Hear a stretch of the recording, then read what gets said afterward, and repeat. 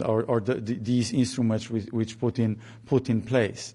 And I will mention two of them. One is ETS system, which should be suspended in its current form for 1 or 2 years, or we could fix a price, or either a complete fixed price or within a bandwidth for 1 or 2 years, as I said, just to lower the price for electricity for our citizens and for our businesses as well. And second mechanism which we should use is, to cut the long story short, a pricing mechanism which is being used by the European Commission in the context of merit order and the pricing mechanism which at the end of the day is creating huge tensions on the electricity market and energy market. I think there will be opportunity to go more deeply in our working sessions into those, but I think it's badly needed that we change it. And finally, it's worth quoting a climate data that is rarely mentioned. Apart from all the tragedy of war and all the atrocities and the barbaric Russian aggression, there is one other dimension. The greenhouse gas emissions caused by Russian invasion are already greater than the planned emission reduction in the EU for the next 3 years by 2025. So people who care about ecology, that is all of us, should therefore be the greatest proponents of ending the war. But please bear in mind that the quickest way to end the war is to lose it, and we cannot afford that Ukraine loses this war, because this would only encourage Putin to go after other countries. So without the removal of soldiers from Ukraine, the green transformation in Europe will not be possible. Thank you. Thank you very much, Mr. Prime Minister. Maybe a brief round of applause for Prime Minister, Mr. Prime Minister, Mr. President. I would not seek to wrap up because we're a little bit on the clock, given the time. So maybe I would invite our initial speakers to find their proper place at the different tables. Yes. I think, Mrs. President, you're over here. We'll get going with 2 rounds of talks, originally billed for 25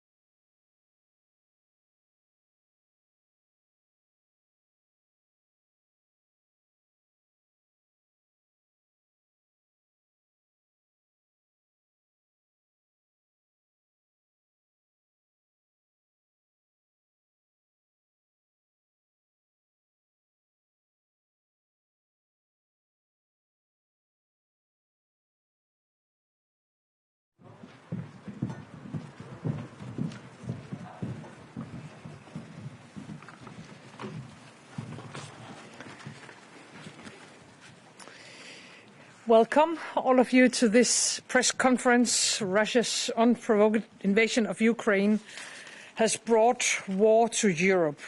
And in this war, Putin is using energy as a weapon and has put Europe, as we all know, on the brink of an energy crisis with skyrocketing energy prices and high inflation. It is clear for everyone that gas and electricity prices are a serious challenge to all Europeans. For our households, for our industry, we need to discuss this together, also at a European level, and we need to look at all options. I welcome that you, Ursula, will look urgently into a way forward in all these different aspects. At the same time, as all of you know, we are facing a climate crisis in the Baltic Sea. As we stand here together today, we are the front line of European energy security, and we are sharing a huge potential for offshore wind. I'm very honored to have the President of the Commission, you, Ursula, and my Baltic Sea colleagues by my side today. I think we today have taken a very important step. With the Marine Board Declaration, we have agreed to build an even closer cooperation on energy and green transition. We need to put all necessary instruments to use to free us from Putin's gas and energy. But as long as we depend on fossil fuels, we will be at a risk, all of us. So we have to speed up the green transition. We have agreed to increase offshore wind in the Baltic Sea sevenfold by 2030. That is more than the current wind offshore capacity in the whole of EU today. We have to integrate our energy systems closer together and step up also the political cooperation. And that is why I have invited all of you today. First of all, thank you, all of you, for participating today. And I am very happy that we have been able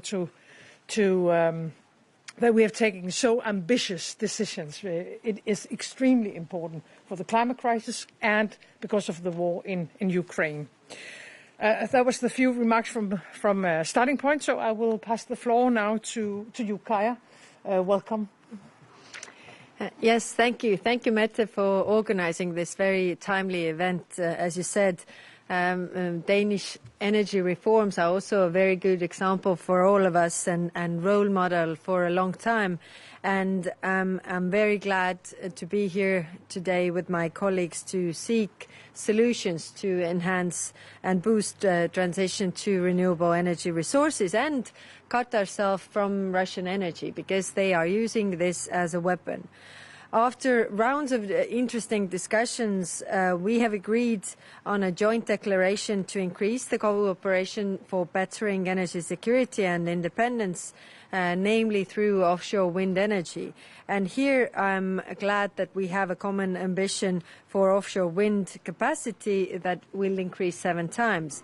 Offshore wind will help us to produce more affordable and clean energy and decarbonize our gas systems thanks to the hydrogen production. What is also very important is having better connections with neighbors.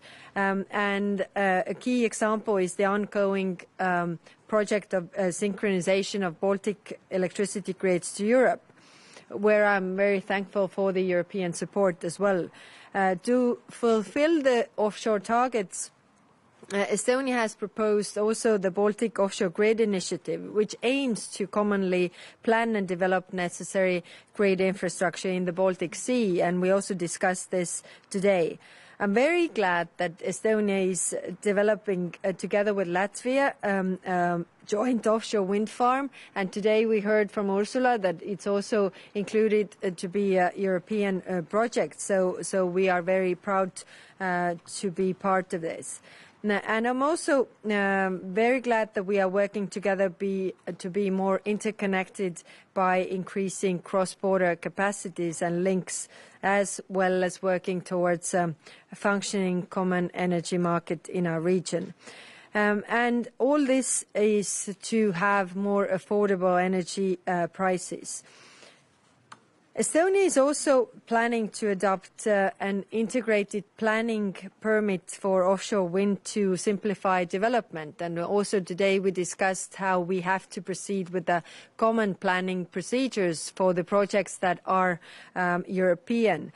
We will announce in Estonia several new renewable energy tenders in coming years in order to have more investments to energy. And of course, although becoming sustainable is a long-term goal for all of us, Russia's invasion in Ukraine has increased this speed of this process, and we will stand for stopping the use of Russian energy as soon as possible by using more renewable energy resources altogether. And if we are not using Russian energy, we are not fueling the war in Ukraine either. And I also hope and express my hope that we are able to cut all imports of Russia's energy to European Union for good. We cannot simply use the energy resources of an aggressor while Russia is torturing, killing people in Ukraine. By that, I will conclude. Thank you. Thank you so much. And now the Prime Minister of Finland, Sanna, the floor is yours. Dear Mette, dear colleagues, representatives of the media, I want to thank Prime Minister Mette Frederiksen for inviting us to this important event to discuss energy security in the Baltic Sea region. Our discussion today shows that we can do a lot together in strengthening the security of supply by increasing renewable production and interconnectors. Russia's cruel war against Ukraine has affected us all in many ways. Russia is using energy supplies as a tool, as a weapon, to put pressure on our societies. Europe's dependency on Russian fossil fuels must come to an end as soon as possible.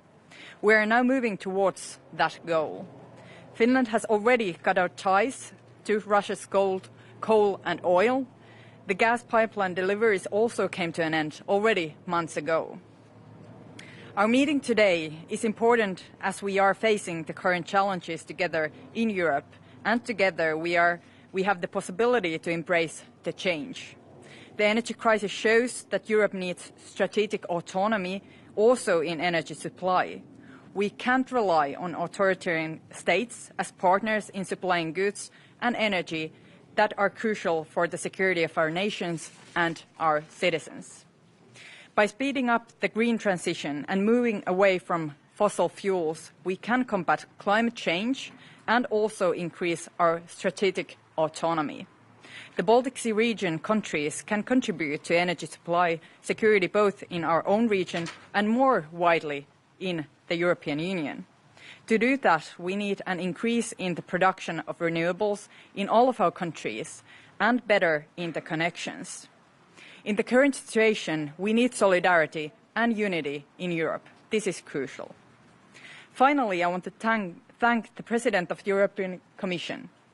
Ursula, the Commission's input has been most valuable throughout the crisis, and I'm waiting for further contributions when the European Council soon meets again and discusses energy issues.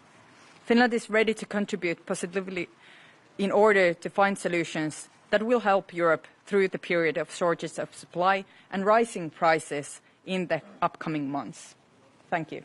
Thank you so much. And now the Prime Minister of Latvia, Kristianis, the floor is yours. Thank you very much. Thank you very much, Mette, for inviting all of us. Greetings to everyone. I think all of us know the story from the Bible, from the Old Testament, where the father is explaining to his sons the strength of a single twig, that he gives the twig to his son and he breaks it, he gives another one and he breaks it, and then he gives the whole bunch together and they cannot break it. And he says to his sons, this is the way you must live. If you try to do it on your own, you will be broken like the twig. But if you stick together, you cannot be broken. And here we are very symbolically standing together as that bundle of sticks in the European Union. We have a very clear task in front of us. It's difficult, but it can be done. Russia's brutal war in Ukraine creates the imperative for us to decouple our economies from Russia and, crucially, to stop our common energy dependence on Russia. This can be done not on a one-by-one basis, but when we all work together. Working together on interconnectors, working together on renewable energy projects, working together to get the legislation, the European and the national legislation in place to get the permitting process for these very needed projects up and running. And if we continue to work together as we have so far, if we consider our support for Ukraine, providing weapons, providing finances, providing humanitarian aid, it came without question, it came from all of us. The same spirit we need to maintain in doing a task which will take a little more time, is maybe a little more difficult, but it is decoupling our energy dependence on Russia, getting rid of this energy dependence, moving into renewables on joint projects. This is what we talked about today, and this is what we will solve together. Thank you very much. Thank you. And Gitanis, President of Lithuania. Thank you. Thank you, dear Mette, for hosting this very important meeting, and I hope very much that it will be not one-off event, and we will have the possibilities to continue our discussions on a regular basis. Russia's war in Ukraine has become a push for energy transformation in Europe. The rose-tinted glasses have fallen off. Many leaders in Europe have finally realized that Russia is not a reliable partner in any field, especially in energy, using it as a tool of political manipulation and blackmail. Russia has weaponized energy once again. The price of gas has increased 10 times. Electricity prices are breaking records. 4 euros per 1 kilowatt hour for Lithuanian electricity consumers is neither justified nor bearable. I call the European institutions to act swiftly on price tackling measures on the European Union level. Lithuania came to realize that moving away from Russia's energy resources is an absolute necessity much earlier. Decades ago, we took strategic decisions that increased our energy independence. Thanks to LNG and oil terminals, electricity grids to Sweden and Poland, Lithuania was able to refuse the imports of Russian oil, electricity and gas in April 2022. However, this does not guarantee full energy security. The Baltic countries still have to break away completely from the Russian electricity grid. We must complete synchronization with the continental Europe grid. I call for accelerating the implementation of the Baltic synchronization project. I also thank European Commission and personally you, President von der Leyen, for taking very active role in this. The future of energy is to move away from fossil fuels to renewables. Wind, photovoltaic, green hydrogen and flexible energy storage. To do that, we need political will and commitment. Lithuania is determined to follow the green path and is committed to make a SWIFT together with the Baltic Sea region. The Green Deal is also our deal. Europe is standing on the verge of the energy transformation. It is time to make the strategic decisions that will determine the future of energy. It might be challenging, no doubt. I see it, though, as a historical opportunity for the European Union to become energy secure. Thank you. Thank you so much. And the Prime Minister of Poland, Mateusz, the floor is yours. Thank you. Thank you, Mette, for organizing this very important summit. This is, a very important summit in exactly in the context of the energy transformation, which is one of the most critical tasks for all of us. But I don't want to repeat with everything what was said. I agree with all what my predecessor said. I just wanted to make a couple of comments linking or connecting some dots on this picture. What is today the symbol of energy system in the context of the Baltic Sea? These are probably for many people Nord Stream 1 and Nord Stream 2 pipes. These are the two pipes which enabled Putin to attack Ukraine. I'm absolutely certain that without those two pipes, he would not dare attacking Ukraine, because there would not have been another route to transfer his gas to Europe many years before he dared to attack Ukraine for the first time 2014, and then on the 24th of February this year. So the real price for cheap gas, cheap energy, as some people would have hoped for this, is the blood of Ukraine. And this is the challenge of nowadays. We cannot talk about energy transformation as a separate challenge. Energy transformation should be supplemented, should be corresponding, compatible with energy security. There is no real energy transformation without energy security. Russia today has wrapped a web of energy dependence around some member states of the European Union. And this is a kind of deadly web. So we need to collectively find solutions to counteract those attacks, because I view the Kremlin policy as the attack on us, on the European Union. And this is why this is a time to think out of box.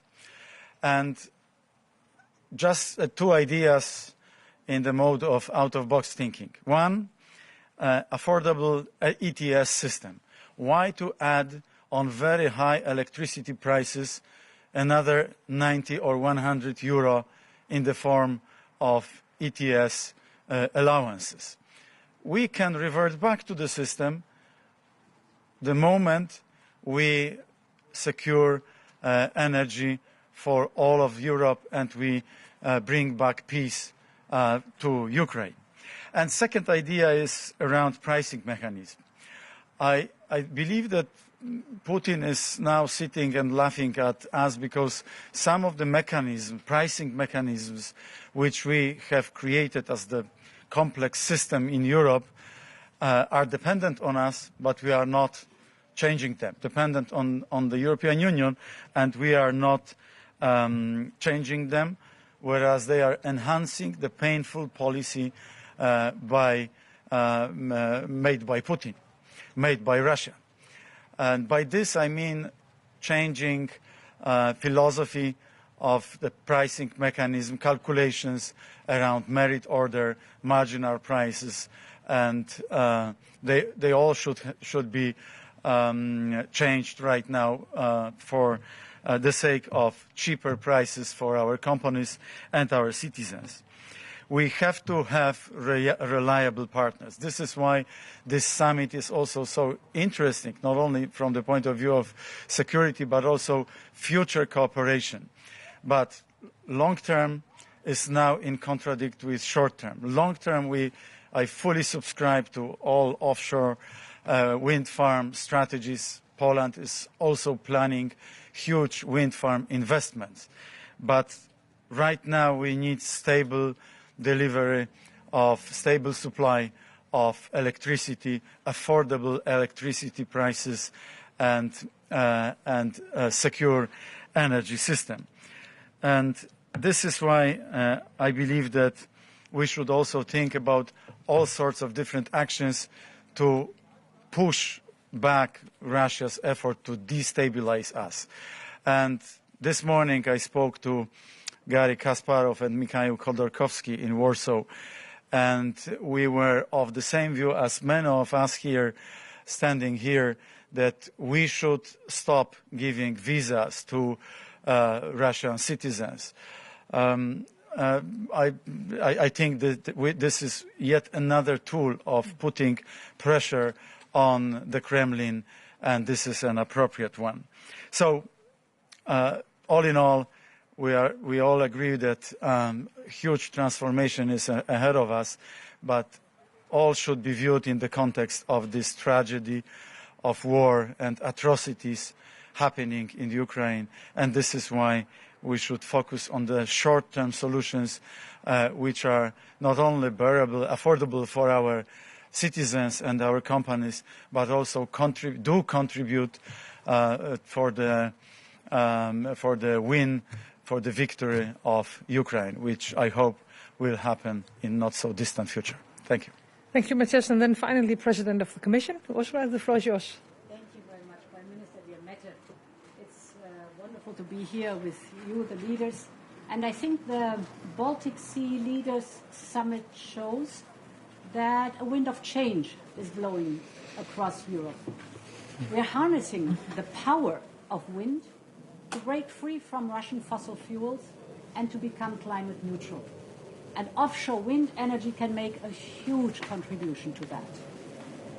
With the targets that have been set today, Baltic Sea offshore wind will cover the energy consumption of around 6 million households by 2030.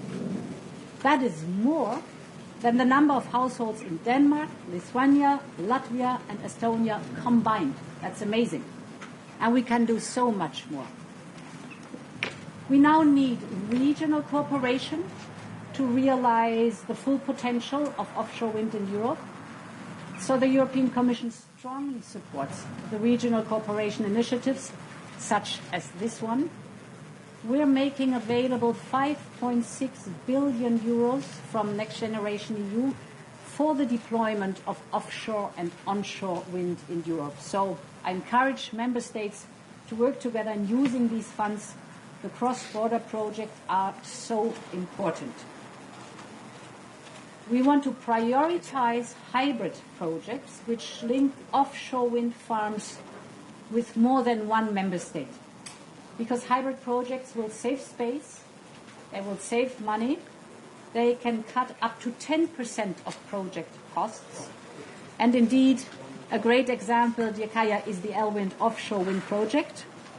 And I'm very glad that today we could select Elwind as an important cross-border project, PCI, because it makes it eligible for EU funding under the Connectivity Europe facility, and that is good news. One more important point is we will accelerate the permitting process. We know it's far too long, many, many years, 6 to 9 years. In the Repower EU plan, there is a proposal to speed up this permitting process. So I encourage member states to endorse the proposal and implement it. Then we could guarantee that the permitting process is less than 1 year. Now, I think it is important indeed that we look at the different topics that bring us to the electricity price situation we are right in now.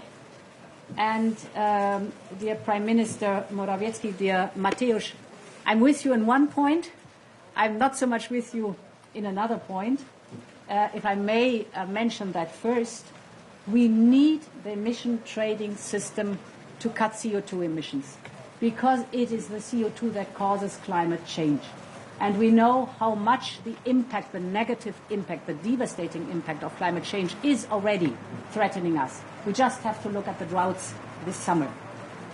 But the real driver for the increase of electricity prices is somewhere else. That is gas that has been manipulated by Putin. Putin, who uses gas as a weapon. And you can see that in the figures.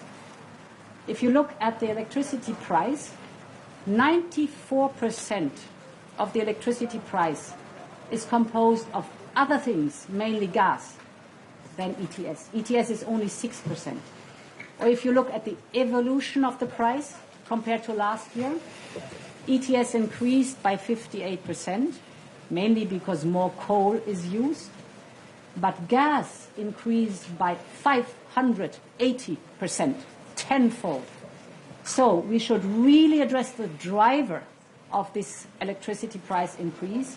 That's what we need to tackle.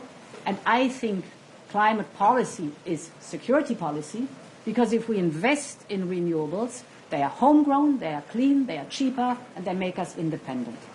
Where I'm absolutely with you, Prime Minister Morawiecki, dear Mateusz, is the pricing mechanisms of the electricity market. And you know that I've announced yesterday that we are looking into it to develop an emergency tool and to work for long-term structural reform of the electricity market.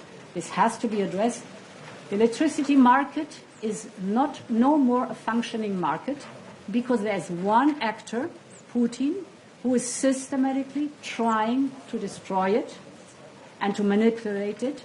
So we really have to react to that, and that's why we're addressing now the composition of the electricity market, and there I'm with you, Mateusz. Last but not least, Putin's attempt to blackmail us with fossil fuels is failing. We are accelerating the green transition.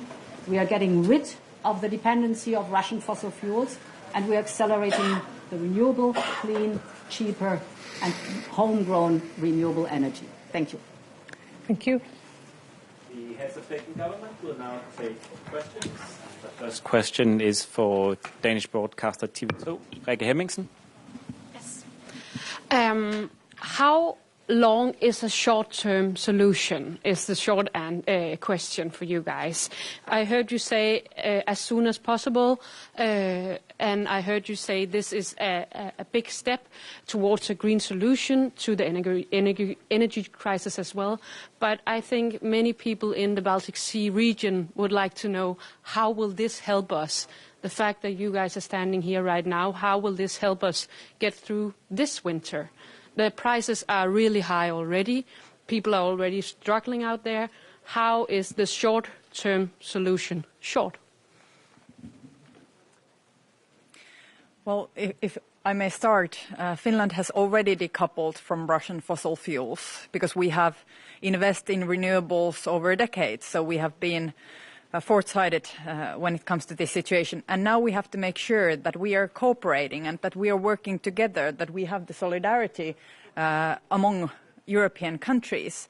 And we need solutions, many kind of solutions. Of course, Commission has proposed many solutions, and I think all of these are very good ones. And we are also discussing more in upcoming European councils.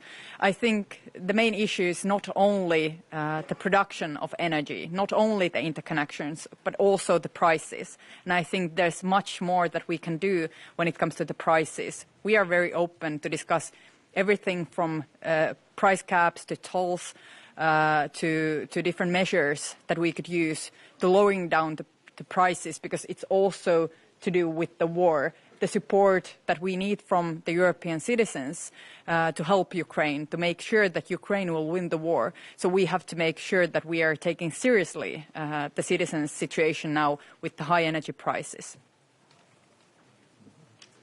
The second question is from ZDF, Jürgen Heimann.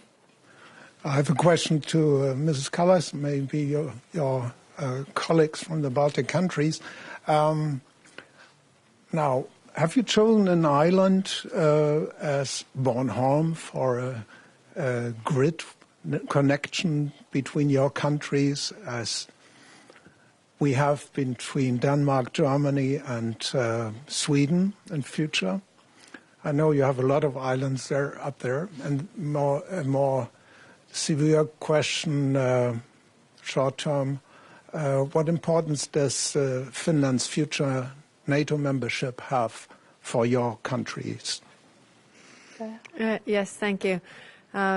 When Finland and Sweden are joining, then the center of gravity of NATO moves north, and I think we can all be more secure, because then the Baltic Sea will be more secure as well. And today's topic has been the offshore wind energy, and we are talking about the energy grid, so that we are all connected to each other, but we are also able to defend what we have, also to defend the energy grid, but also the offshore, so that we can function. So I think this is only positive side that Finland and Sweden are joining. Thank you. Thank you. We are a bit pressed for time, so short questions, please. This time from Finnish broadcaster Yle, Karoliina Kantona. Norway has expressed its intention to limit its export of energy. So does this declaration ensure that other countries won't set any limitations to their export? Thank you.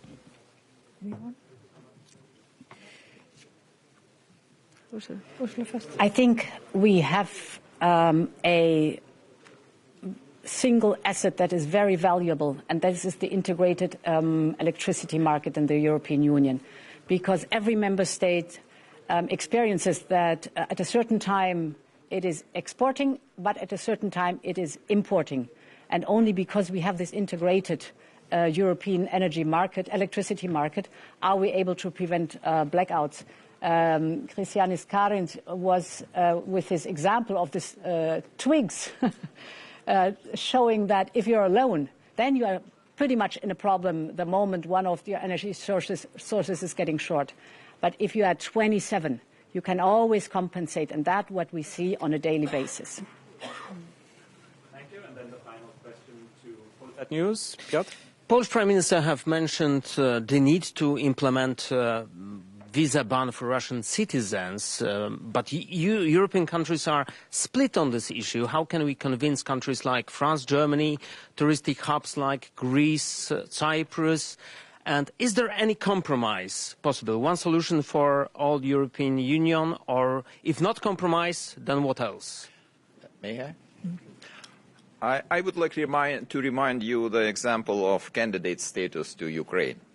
I remember the time as many colleagues were very critically negative about possibility to grant the candidate status to Ukraine. But it took about several months, and the situation changed, and the opinion, the mindset has changed. I hope that we will have wonderful opportunities to meet each other in European Council and to discuss this issue, because I think this is not fair to see this bloody war in Ukraine, letting people die, civil people die, destructed infrastructure, and at the same time the Russian tourists here in the kurorts of Europe. This is not acceptable, and of course especially not acceptable looking with the eyes of the Baltic countries and Scandinavian countries. Thank you very much. That wraps up this part of the press conference. In 10 minutes' time, there'll be an opportunity for press pools. For those of you that have made such arrangements, they will be in front of Marienborg. Then subsequently, at 6 o'clock, we'll be resuming the press conference with the press conference of energy ministers, where there will be a signing ceremony of the energy ministers' declaration and further declarations strengthening cooperation amongst the countries in the Baltic Sea. Thank you.